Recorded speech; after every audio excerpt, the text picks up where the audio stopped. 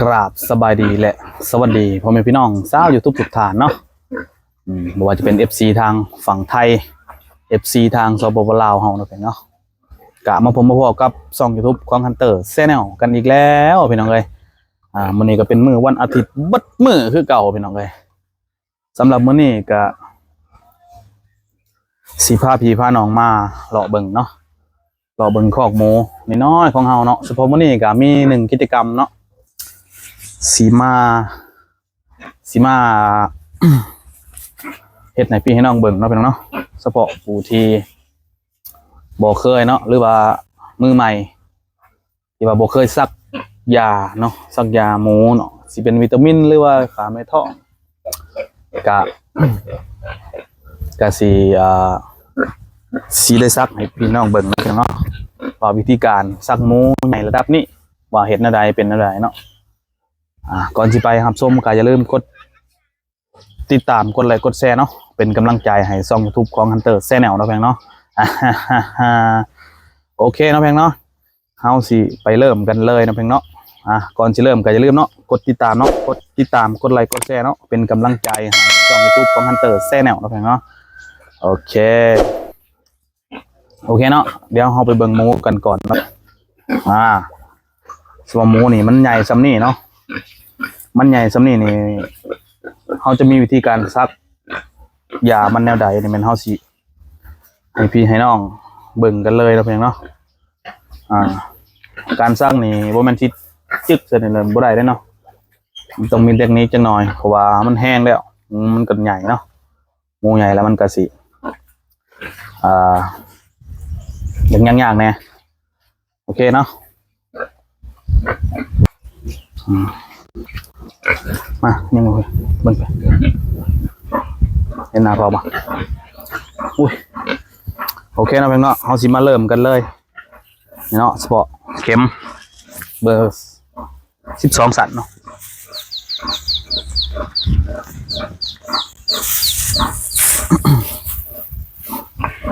สำหรับยากะ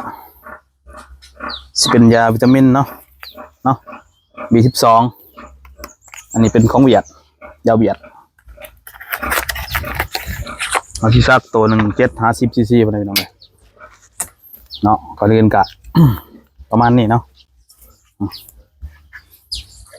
เห็นปะ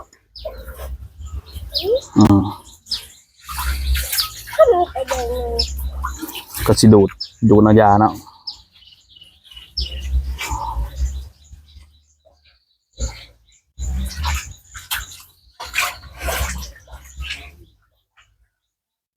ประมาณนี้นะพี่น้องเนาะประมาณ7-8 ซีซีเบิ่งยาเนี่ยทายเอายาเนี่ย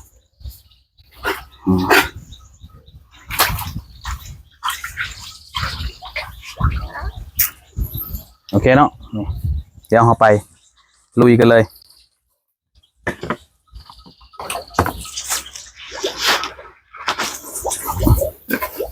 เอาเข้ามาตัวนี้เราสุดเนาะนี่เบิ่งเวลาพอสิสักเบิ่งเนี่ยเบิ่งตับคอมันถ่ายคอมันแล้วสักเนาะจับหูมันเพียงเลยจับหูน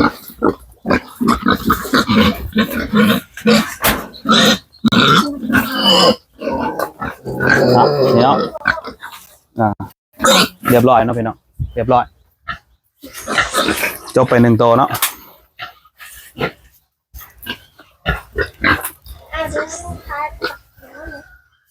เอาอีกนะทายเอาโมนี่ตัวนี้ซักแล้วอันนี้ตัวนอนนะเนาะ แล้วก็ดูใหญ่นะฮะก็ได้ตัวหนึ่งเนาะพี่น้อง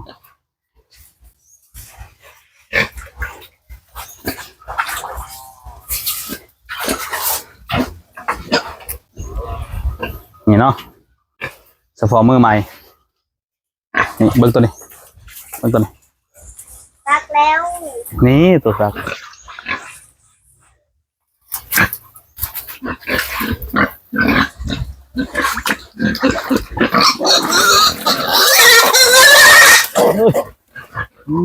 เข็มแตกโบเบิร์ต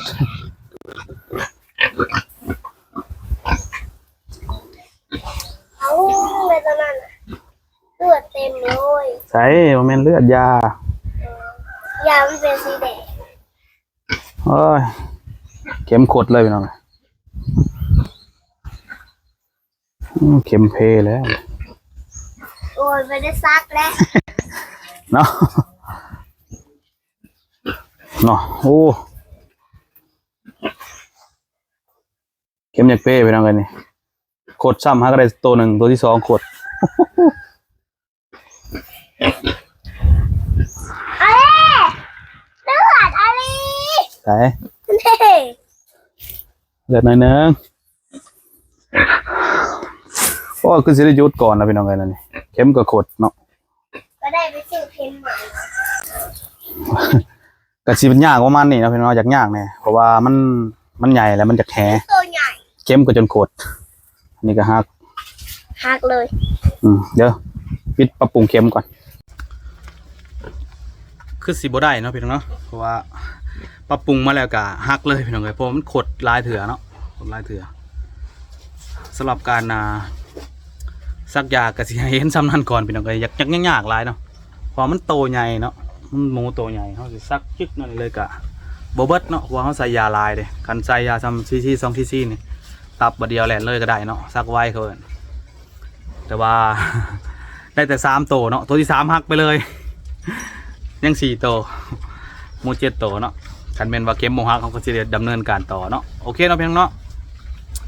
สำหรับคลิปนี้ก็สิฝากไว้สำหรับก่อนเนาะถือว่าโอ้ยังโบกักไปได้เนาะเพราะว่าหมูมันใหญ่แล้วมันก็สิยากเนาะแนะนำเนาะถ้าว่ามือใหม่ให้ซักตัวน้อยๆเนี่ยเนาะตัวใหญ่หลายบ่ได้เลยเนาะมันยากคันเฮาบ่ชำนาญบ่นั่นอะไรก็ยากนะมันเฮาซักแล้วมันดิ้นตุ้งไปเลยเนาะโอเคเนาะก็สิมีประมาณนี้แหละพี่น้องเอ้ยเพราะว่ามันหมอยซักแหละ มันหมอยซักบ่แม่นมันหมอยซักเข็มเฮาฮักเนาะได้3 โตเนาะโหเป็นยังเนาะเดี๋ยวเฮามื้อแรงตอนแรงเฮาได้เข็มมาเฮาก็มาสีมาซักต่อเนาะเพราะตัวนี้ก็แตกเนาะเข็มเฮานี่เห็นบ่มันออกเลยเนี่ยมันซักแล้วมันแตกออกเลยเนาะมันแตกมันหักเลยมันต้องได้ปรับปรุงเข็มก่อน